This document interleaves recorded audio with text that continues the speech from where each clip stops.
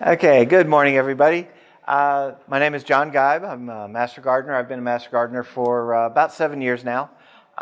Did most of my training over in Midland, so I had major issues with water over there, so I learned a lot about irrigation and how to handle things. So if you have any questions, feel free to stop me at any point in time during the presentation today, and just go ahead and ask me. I'm going to have some little items to demonstrate here in a little bit. So I think that's going to be about it. So, okay, what we're going to be learning today, first off, why we need to water. Kind of the thing, if you're going to do it, why do it? You have to kind of know that first initial point of, where do you start from. Then we're going to see what we're going to actually try and be watering, because, one of the key things is, no matter how much you water concrete, it won't grow. So, you got to make sure we're watering what we're watering and how we're going to actually have to water it.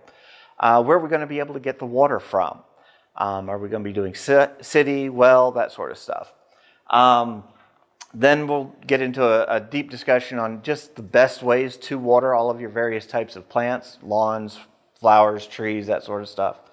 And then we'll talk about some major issues that a lot of people seem to find when they have sprinkler systems or trying to water some stuff. Yes, we don't technically live in a desert here, but we're right at the edge of it. The problem that we do run here is, we get about 24 inches of rainfall a year on an average year.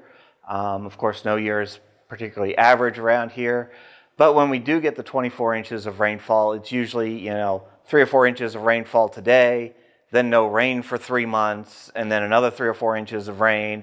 And so it's very hard on the plants if it's watering or raining like that. It's very hard to keep them growing consistently with that sort of a weather pattern. So something to think about. Now, what are we watering? Are we watering this big, beautiful lawn in front of the Biltmore? Hopefully not, especially out here. Some real big flower beds. Flowers are some of the prettiest things you can have, but, they do take water to keep them pretty, especially if you want them like this. Are we growing the right types of plants, types of things around here to grow? Tulips look beautiful. Tulips don't grow very well around here. Irises grow beautifully here. So do things like daffodils, but, some bulbs will work, but most of them do not get enough cold temperatures during the winter to actually activate them to get the good, pretty flowers next year. So you want to be careful what you're planting. Or are you more of the minimalist? Do you like the Southwest style, which, rocks and a few cactus? So officially the process of low water landscaping is called xeriscaping. That's Xeri, not ZER0, which most people call it, xeriscaping. I would call this xeriscaping, because this is the, no water, minimal amount of actual interest in your yard. The other problem that you'll have with this type of a landscaping with the gravel for your mulch, that gravel actually absorbs a lot of the heat and then will re-radiate it back onto your house later in the evening. Wintertime, that's great. Summertime, not so much. So, we do not recommend this type of xeriscaping around here even. Or you like me, I don't do anything with my lawn. I just let it go. Now, around the house is beautiful. Lawn, not so much. So, now, most of you live in the city or near the city where you're probably in a subdivision type plot. These pictures are a couple of different sections of town. The ones up on the top are a little bit further out from town. They're newer subdivisions. Got your standard contractor package that you get with a house like this. 65 by 125 lot, roughly. All grass, sometimes sod, usually just seeded out for you. Usually 2 trees, like one here, usually one in the front. Maybe a little bit of flower bed up front to give it a little bit of a curb appeal for when they try and sell it. Almost nothing in there except grass. Now, if you're in one of the older neighborhoods of town, you can see people that have actually changed things up, thrown a deck in, but you also notice that the trees have grown up. So they're getting up there, they're throwing some shade out a little bit. Now the thing is that most of the trees that the contractors will plant around here, they plant them because they do grow here reasonably well. Live oak, maybe some pine trees. The problem is to get them up to a really good big size can take 40 and 50 years. So if you're not in one of the really old neighborhoods in town, your trees are still reasonably tall shrubs. So something to think about. But that's a lot of lawn to be taken care of also. Even if you've done a bunch of stuff to it, it's still a lot of lawn. This is a little bit more established neighborhood, and you can see how everybody's got same style looking houses, same tree planted in every house all the way down. A little bit of landscaping up in the front, but it kind of looks boring, in my opinion, when we're looking at something like this. Get to some of the little bit fancier parts of town. A lot of times you'll see people that will have done a lot of landscaping, especially up in their front yard, to try and make it nice and pretty. This can be done anywhere in town. It's not a problem. It's usually just a trade-off on time and money. If you have the money, you can hire people to do it. If not, you got to put in the time to do it yourself. But you can get some really pretty lawns looking out there. This one's another very typical, subdivision type place where somebody's actually gone in and pulled up some of the grass and put it in a real nice flower bed. This adds a lot of appeal to your house as opposed to, that where it's all just grass. So, some people will do something like this where they keep a little bit of the grass around the outside and then do some sort of an established feature in the middle to highlight something. I'm guessing from the way this looks, there's probably a water feature in the middle of that and probably a small bench so that somebody can go in and sit down next to that, listen to the water babble, and kind of be there, have a nice little nature place. So, but this is going to be completely, two completely different areas to water because grass is going to be different from all of your plants. So this is what we need to be thinking about when we're talking about what we're actually trying to water. Now, I got these a little out of slide, but okay, first thing we're going to think about though, all right, we've got this area that we're going to water. Well, where are we going to get the water from? Okay. If you're in city, more than likely you're going to be, working with the city water. City water is reasonably decent quality water. It's got a little bit of total dissolved solids in it, which is, you get that calcium buildup on your faucets and stuff. It's not real bad, but it's there. It's something to think about. The other thing to think about when we're talking about city water is it is chlorinated. And that treatment, the chlorine, which can dissolve out of the water and go away if it's left to sit for about 24 hours, but that chlorine is designed to kill bacteria. Well, a lot of the life processes in your garden require bacteria to thrive. And so if you're putting a lot of chlorinated water onto something, it's not real healthy for the microbiome of your lawn and garden areas. So, if you live further out and in certain areas of the place, I understand you can actually get a well out here sometimes. The problem with well water you'll find very quickly is that it is very high in total dissolved solids. So it's very salty for the plants to take care of. It also is very harsh on any means that you're actually trying to deliver the water into your yard to water the plants and lawn. So that's something to think about. Unfortunately, I've never heard of an economical way to actually get rid of the dissolved solids out of well water. Okay, there are a few methods, but they're extremely expensive or very wasteful of water in the same process. So. Best thing is actually probably rainwater collection.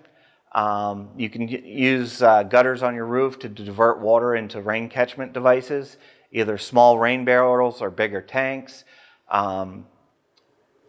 Plants are designed to grow off of rainwater, and so if you can water them with rainwater, it's the best thing you can do. It's a bit of an initial investment up front, especially if you're doing a large catchment system. But long term, it's very nice for your plants. Your plants are really going to appreciate it. The other thing is just let Mother Nature take its course and just take what you can get from Mother Nature.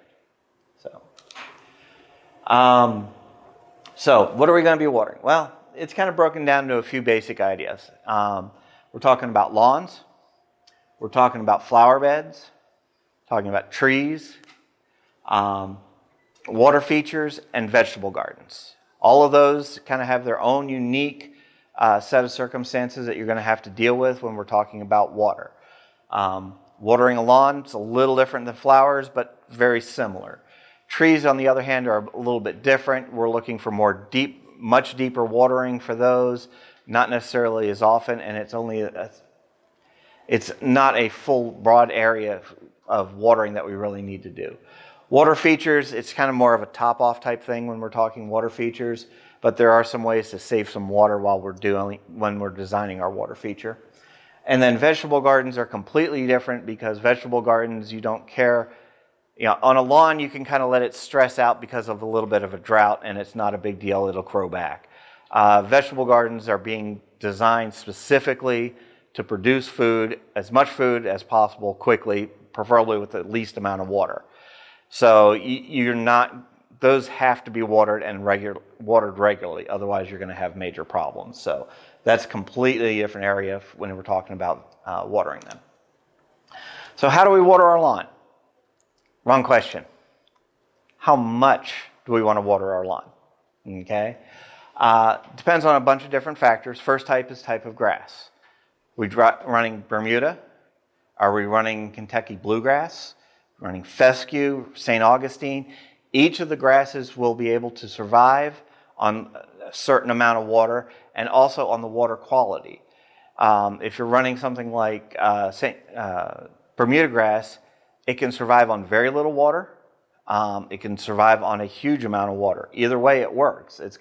It can pretty much run on anything. It can also run on well water, city water, rainwater, doesn't matter. Bermuda grass is one of the best grasses that we have around here for a lawn. There's various varieties that you can get, but all of them seem to work really well, especially in this area for growing. But it's also a thin-bladed grass. Some people don't like the thin-bladed grass.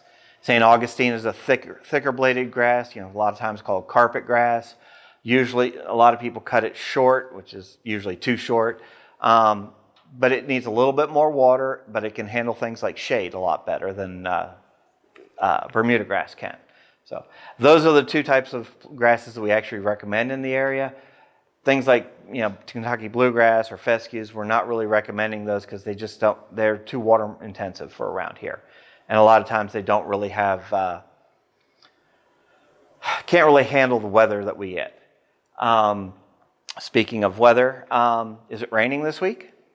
It rained last week, so do we need to water the lawn this week? Probably this time of year, no. But during when you were talking about, especially in the summertime, when we're looking at getting a nice, pretty lawn, is it raining? Is it sunny? Is it windy? All these factors will determine how much moisture your grass is actually going to need to keep thriving. So, something to think about. Is the grass in the sun or the shade? Most grasses don't do real well in shade, at least full shade. If it's partial shade, grasses like St. Augustine are able to handle it a little bit. But if it's in the shade, it doesn't get as much sunlight, so it doesn't evaporate. The moisture that is near the surface doesn't evaporate out, so you don't need to water quite so much. If you're out in a big area where it's pretty wide open and it's real sunny, that grass area is going to dry out rather quickly. So even Bermuda might need a little bit of extra supplemental moisture, that sort of thing. On average, now this is an average, like I said, depends on a whole bunch of factors above. About an inch worth of rainfall a week is enough to keep grass growing and growing nicely. Okay? More than that, they keep growing. Problem is, they keep growing, you have to start mowing more often. So it's like, you kind of trade it off. Now, weather goes back to kind of the weather. Summertime, wintertime. Summertime, you're going to be watering more often because it's hotter. Wintertime, it's not that you don't have to water, but you don't have to water nearly as often. Okay?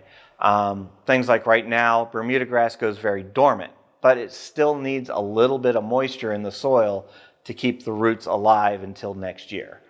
So, you cut back drastically on your watering, but you still do need to give it a little bit of water in the wintertime. So how much are we going to need to actually water our lawn? We talked about where we're getting the water. Well, how much of it are we going to actually need? Well, typical lot's about, like I said, 165 or 65 by 125, about 8,300 square feet. Throw on there about an 1,800 square foot house that we don't have to water. 500-foot garage, driveway, and some other stuff that, patios or sidewalks, that sort of stuff. And we end up with about 4,800 square feet of lawn that we're going to actually, because, everybody builds the big lawn. That's what we've got, is 4,800 square feet of landscape to deal with. Well, how much water are we talking about? Well, at an inch per week, we're looking at about 12,000 gallons a month to water that landscaping. So that's a lot of water. So got to think about what you're doing with all of this irrigation. Are we going to put that much water on our plants every month? So, like I said, summertime, that might actually get higher. Also, this is what the plants need. This is not necessarily what the plants are going to get because of what's coming out of your sprinkler system. So how are we going to actually water the lawn? Well, if you have a in-ground or sprinkler system, you're probably going to be running pop-up sprinklers. Now, the interesting thing about this, when I put this list together, I'm like, yeah, we need these things, and I started looking at it. These are listed from least efficient to most efficient, for the most part. Hand's kind of an interesting one, but least efficient to most efficient, and most installed to least installed. So we are watering most of the time with the least efficient water system. So something to think about. Now, pop-up sprinklers, this is a typical pop-up sprinkler. You'll notice it's got a lot of spray coming out. It's a very fine mist. The way it's designed to have the water pressure come up. It's got a valve on the line that comes up. The water pressure, when it gets cycled,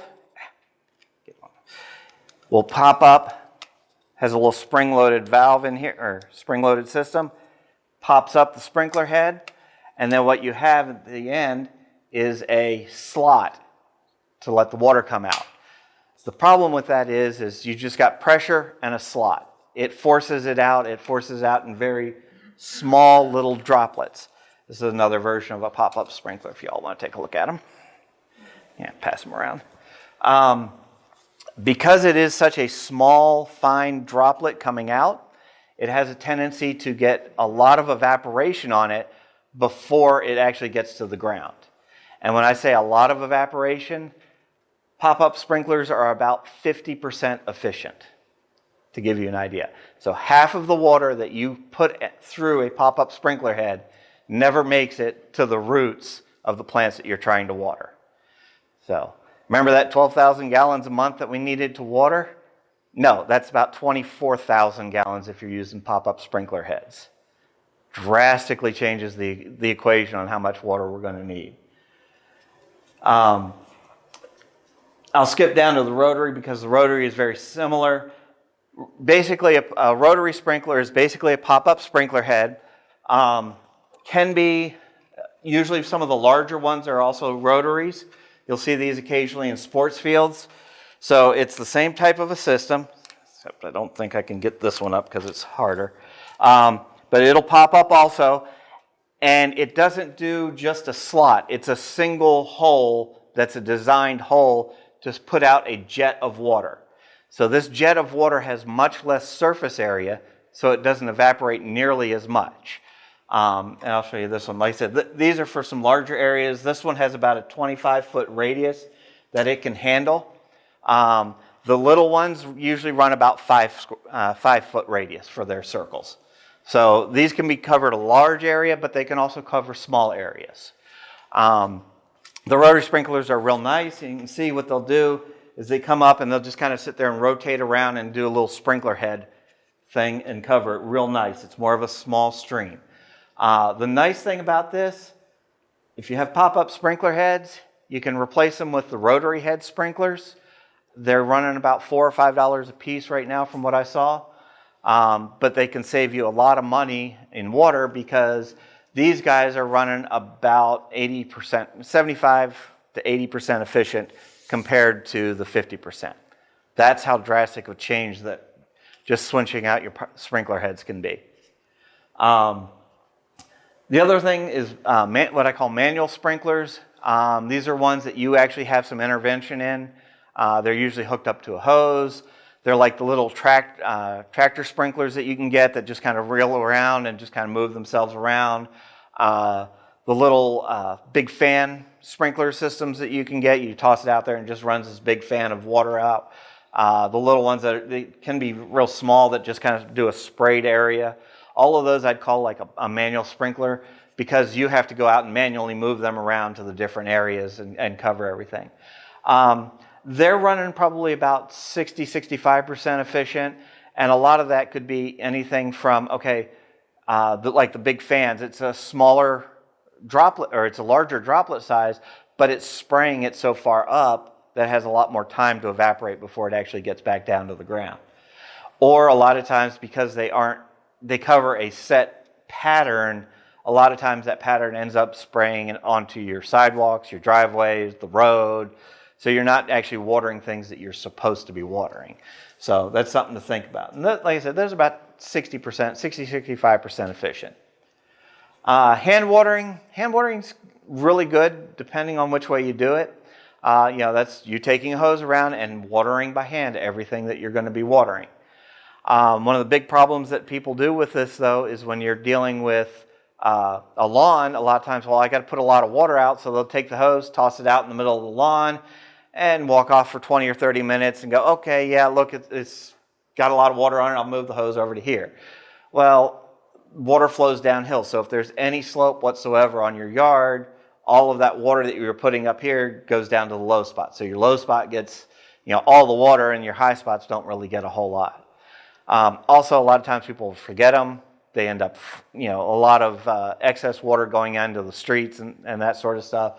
So it depends on how efficient you are with making sure you do that. The other option you can do with that is you actually have like a rain nozzle on the end of your hose, and you actually literally go around and just slowly soak your hose. It takes a long time. You have to be there to move it around, but it's much more efficient than just dropping the hose in the middle of your yard. So that's why I'm like, it's real hard to determine how efficient that hand watering is. It could be almost zero efficiency to pretty close to full efficient. Best way to do it, believe it or not, is actually drip. Drip irrigation, people think you can't do a lawn with drip irrigation. It's some of the best stuff you can do for the lawn. The key thing is you are not dealing with your normal irrigation system for what most people think of, because it's not... a lot of people, when they think of drip, will look at stuff like this, which is actually little dripper emitters to put on usually plants. That's not what we're talking about. We're talking about more of the half-inch tubing type version of drip systems. I got some samples up here. When you look at these, it's got a single emitter hole in it, and that's the thing. This one actually is cut off right at the end by the emitter, so you can kind of see what the emitter looks like underneath. These emitters are very efficient. They usually put out about a gallon of water an hour, and you run them for about an hour. And that hour will give you about a 14-inch circle of area that has been watered perfectly with 1 gallon of water. Now, the drip systems are running usually between right around 95% efficiency. The reason is it's a very slow drip. It drips straight onto the grass, goes right into the soil, goes right where we're needing the water, which is to the roots of the plant. So it's one of the best ways to do it. The thing about doing drip irrigation, it does take a little bit of an effort to get it, because like I said, each of these covers a 1-foot circle. So you have to put a whole bunch of 1-foot circles right next to each other. That's what this is doing right here. This is actually going down before a sod yard, and every foot they've got a drip run all the way across. So It gets a little more expensive on the front end to put one of these in, but you also don't have to dig to put it in. You can just goes right on the surface, but it's very nice and easy to do. So, and the other thing about drip systems like this, if you're putting in a new yard, it's nice because you can go, like I said, right under the sod or right on top of the seed bed right before you do it. And it goes right on the ground level. If you have an established yard and you want to go switch over to a drip system, you put the system in and you'll stake it down every couple of, probably about every 4 or 5 feet, and make sure it's down right at the grade level, as deep into that grass as you can get. Once it's down below the normal cutting height of the grass by an inch or so, the lawnmowers won't have a problem with it. It'll water the grass. Grass will grow up. You'll mow it. Grows, mows. And after a while, that irrigation system is completely buried under the ground, and you'll never even notice it. So it's really nice. Now, another thing to think about is how much we did water our lawn. Like I said, we're talking about, various differences in efficiency, but also, a lot of people don't know how much that sprinkler head is going to put out. Once it goes in the ground, the label itself will dissolve off, and then you don't know exactly how much water that sprinkler head might be putting out. So we can check to see how much water we're actually putting out based off of 2 basic methods. If we know what the sprinkler head says on the side, says we're putting out 3 gallons a minute, okay, well then we can take all of the sprinkler heads we have, multiply it by 3, and that's how much water we're putting out per minute times how long we're running the system, and we get how much water we've put in that area. The other option to do it is what we call the tuna can method. Tuna cans, catfish cans, that sort of thing. You take a nice clean can, you set a bunch of them out across your lawn, run your system, and see how much water is in each of the cans. And then kind of average those out, and that's about how much water you're putting out.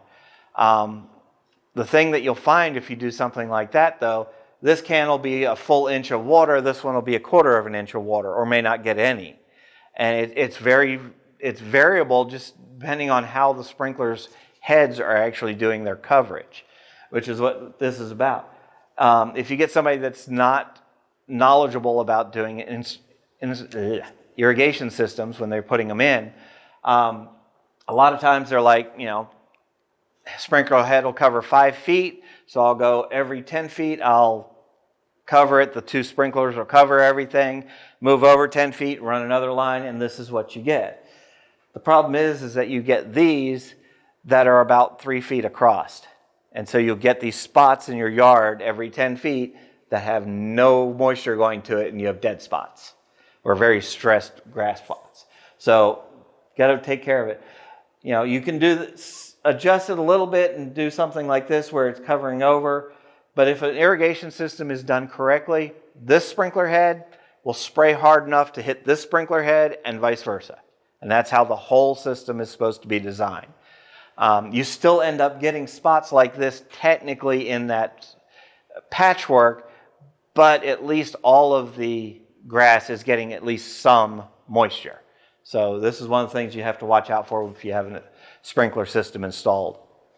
And speaking of it, sprinkler systems installed, state of Texas requires that if you're going to connect to a municipal water source, your sprinkler system must be installed by a licensed irrigation specialist. Period. No options. So something to think about. We'll talk about that. When are we going to be watering? Well, early morning and late evening are the best times. Early morning, especially this is really key for like pop-up sprinklers. Early morning is the time when we have least wind, and it's also the coolest. So we're going to get minimal evaporation coming off of that because of those factors. Also, with the low wind means we aren't going to be watering things like the sidewalks and driveways quite as much, just depending on which way the wind's blowing. Usually what we're going to be talking about watering is once a week. We don't want to water any more than that. What we want to do is give a very good, deep, thorough soaking of the soil once per week, And what that encourages is those root systems to grow deep into the ground instead of right at the very surface. So if we get that 1 inch of rainfall once a week, those root systems by nature will go deeper. So if we forget to water 1 week, they still have a little bit of moisture coming in from the bottom. So it's a good way to help drought-proof your yard, is to water it once per week. Everybody's like, oh, I need to water every other day. No, once per week is more than enough. Flower beds, here's the big thing. What are you growing in your flower beds? Are you growing aloe vera? Growing cactuses?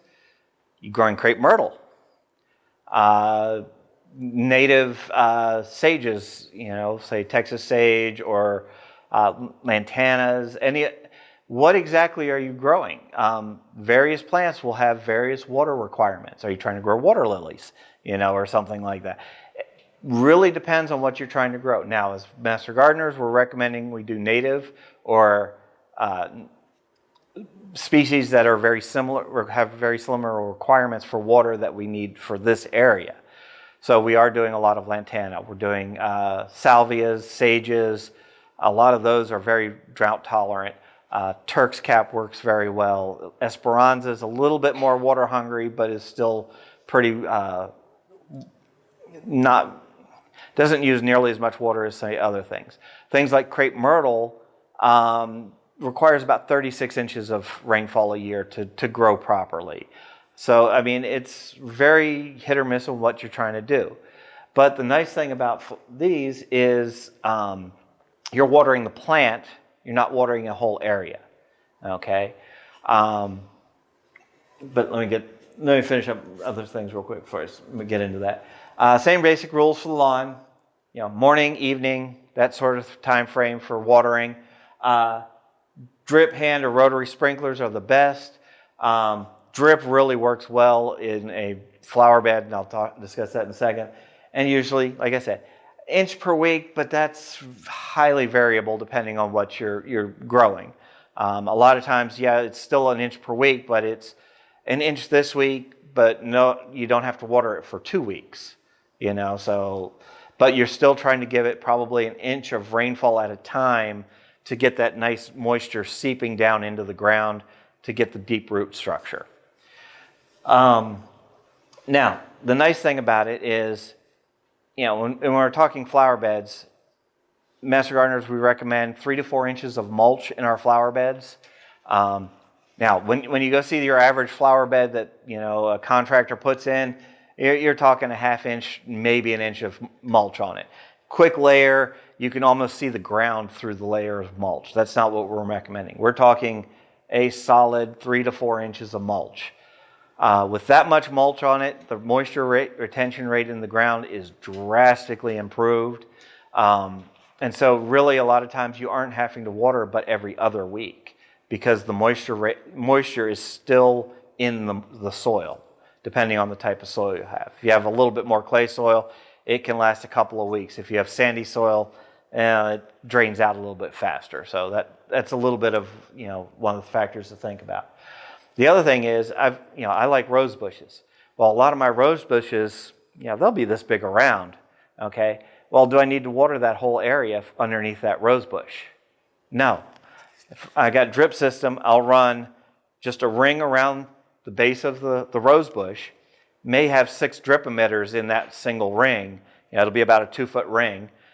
And that's what I water. The rest of this area that the rose bush is covering, nothing else is probably going to be growing under there because of the rose bush.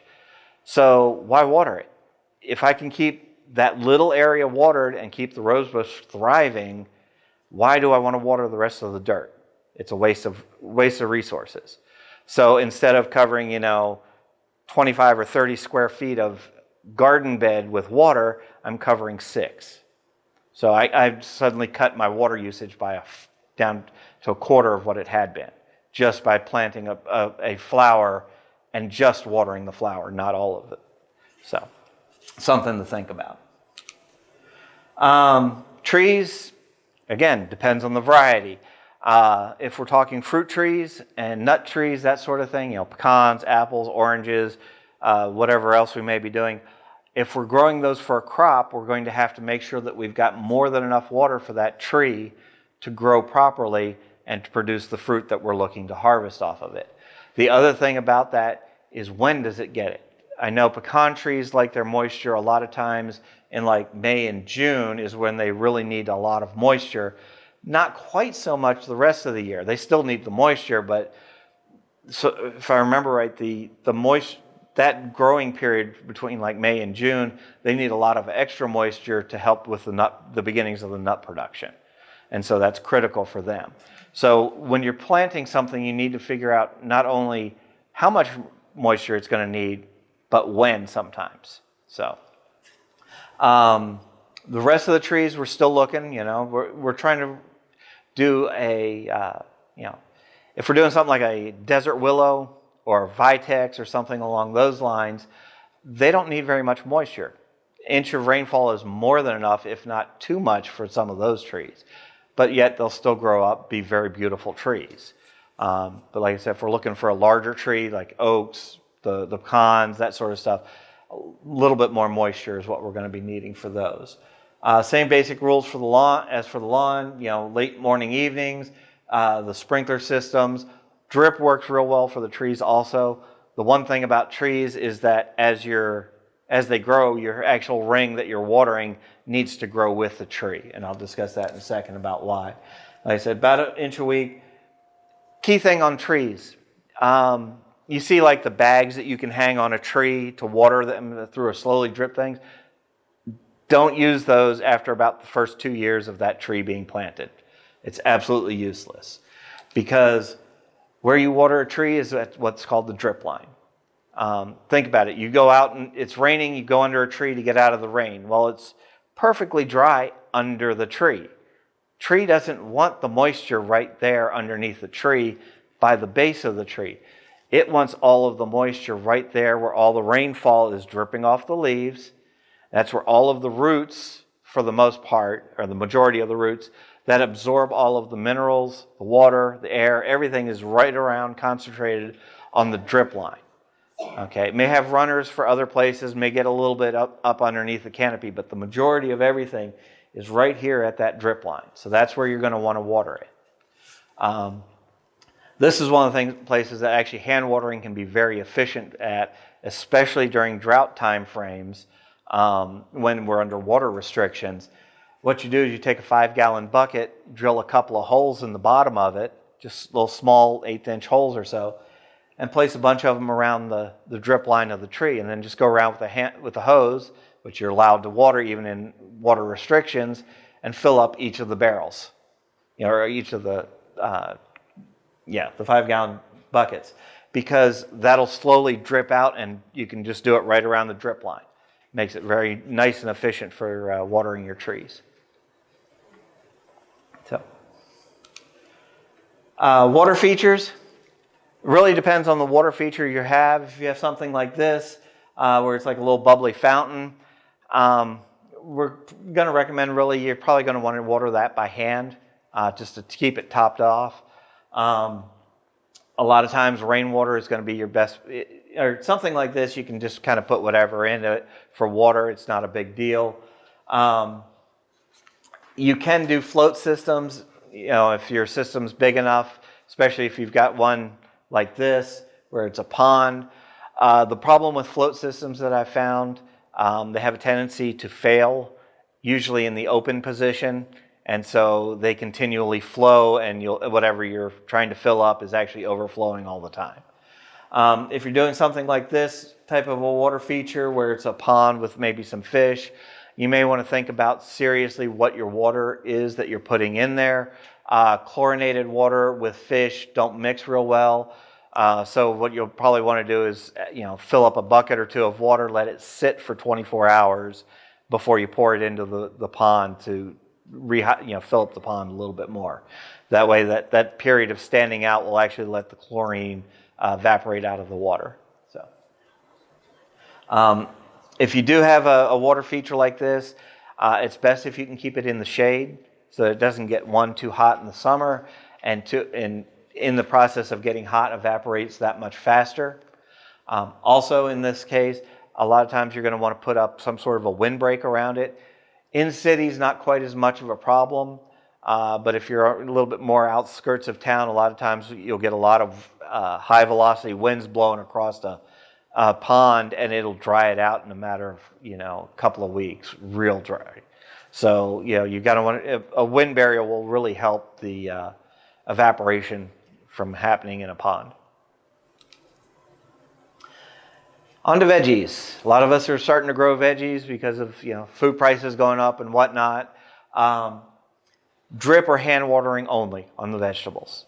I do not recommend any sort of a pop-up sprinkler system or anything that sprinkles your vegetables from the top.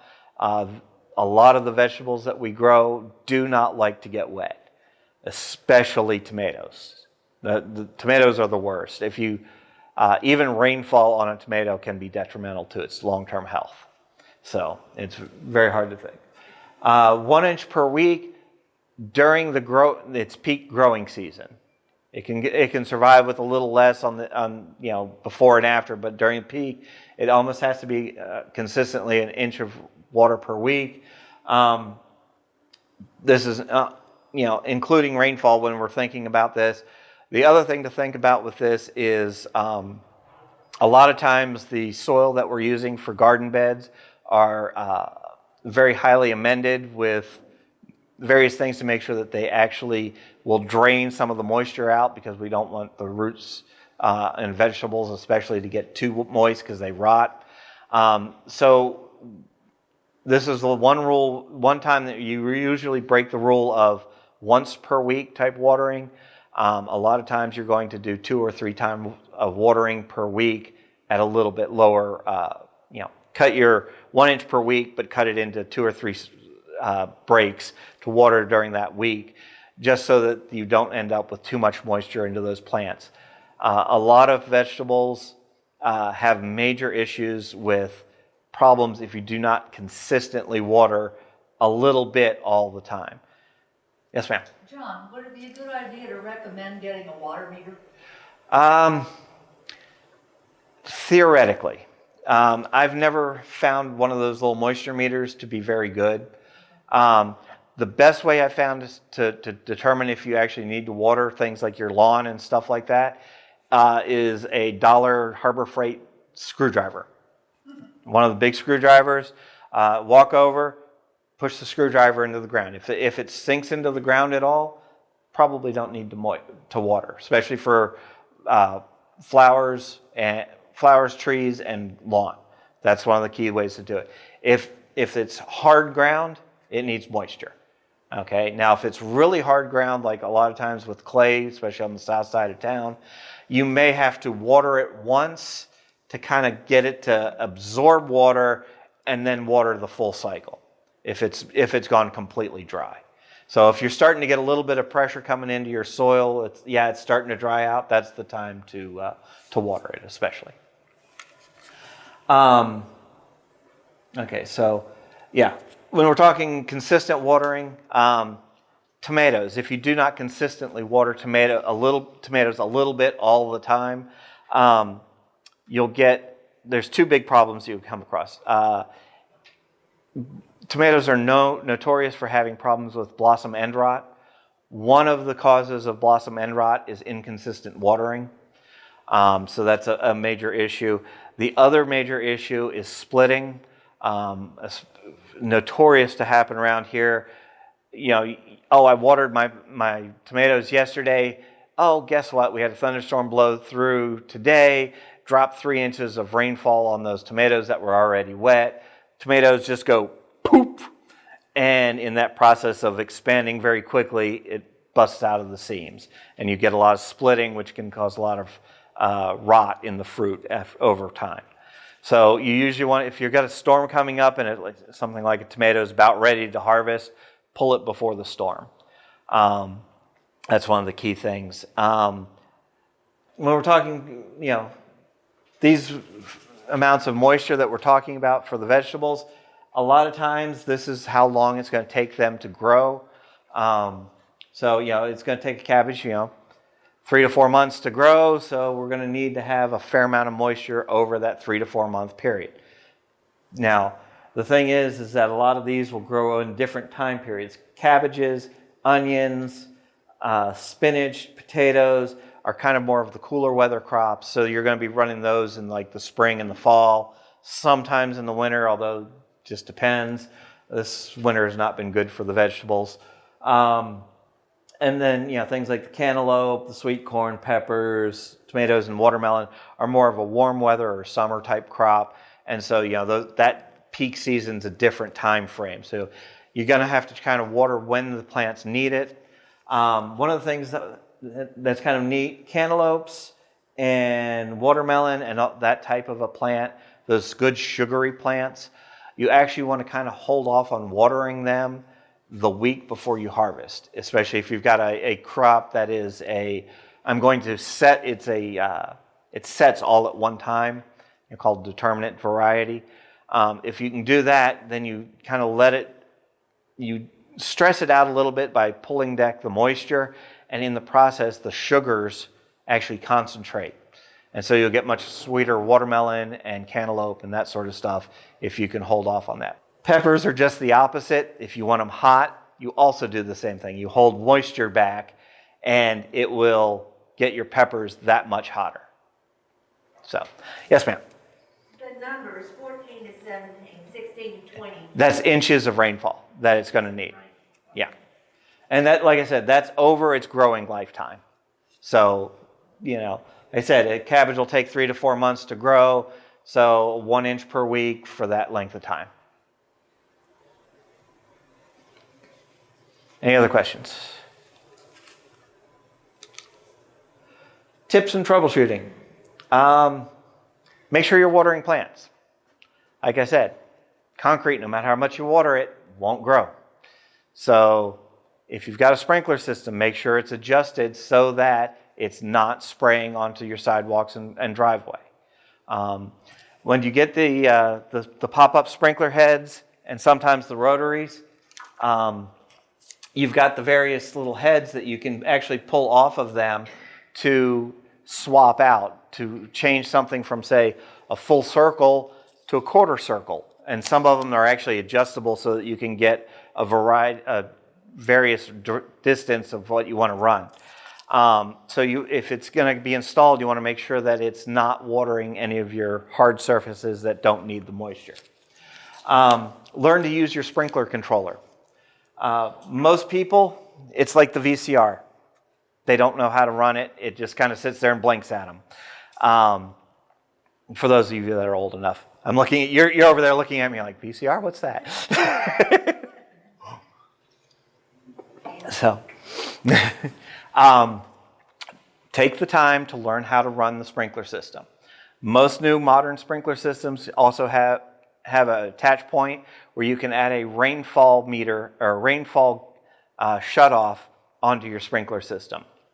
So that can be great if you're running your sprinkler system in the middle of the night and we happen to get a thunderstorm, late evening, and you didn't turn off your sprinkler system for the forecasted rain. That way it automatically shuts off your sprinkler system so it doesn't rain, and then you run the sprinklers at the same time. So those are very nice things to use. Program your sprinkler systems to run early morning, late evening, preferably early morning. One thing I forgot to mention when we were talking early evening watering. When we're doing evening watering, we want to do it before sunset by an hour or two. The idea is that you run the sprinkler. It has time for all of that moisture that's you now have put on your lawn to evaporate off. Everything that goes down into the soil will go in. The rest that's on the blades of the grass and whatnot needs to evaporate off before you get to the cool evening time frame, because if not, a lot of times you'll end up with mold and mildew problems in your lawn. So, test your sprinklers normally. How many of you have gone driving down the road and you'll see a sprinkler system going and a fountain? Yeah, all over town, all the time. At least monthly. A lot of times, if I can do it, every week or so, you just run the sprinkler system, run the system through so that it just tests everything, make sure there's no bad heads, and make sure it's properly adjusted so that it's not watering your hard surfaces. If it looks like there's some issues with it, see what you can do to fix them. If not, call in the specialist to come in to fix the system properly. So, something to think about. If you do have drip, one of the things you'll notice, one of the problems you have with drip, it's very hard to determine if you've got an issue, because it's, by nature, it doesn't spray everything. It's just dripping onto the ground. Squirrels love drip irrigation system. They love the moisture in it. So if you're going to do drip irrigation in your yard, make sure you have a water source for birds and squirrels, because that moisture source will keep them away from biting into your drip irrigation system and causing an issue. Now, you can find the problems with the drip irrigation system actually reasonably easy by just walking through your yard, wherever you're going through, because you'll get big wet spots all of a sudden that you normally don't have. That's the way you have to determine if you've got an issue with your drip. So discuss, why we need to water. We're in an area where we do get a lot of moisture, but we don't get it in when we need it a lot of times. Discuss how to water the various different things like the lawns, the flower beds, trees, whatnot. Where we're getting the water. City water, okay. Rainwater if you can do it. Like I said, always look for drip irrigation. It's the best stuff out there. A lot of the irrigation specialists and people that put in sprinkler systems do not like drip irrigation systems. It's because they're usually using the cheap stuff from Lowe's or Home Depot, and they don't really know how to put it in correctly, even if they're trained. A well put in drip system never has issues. It really doesn't.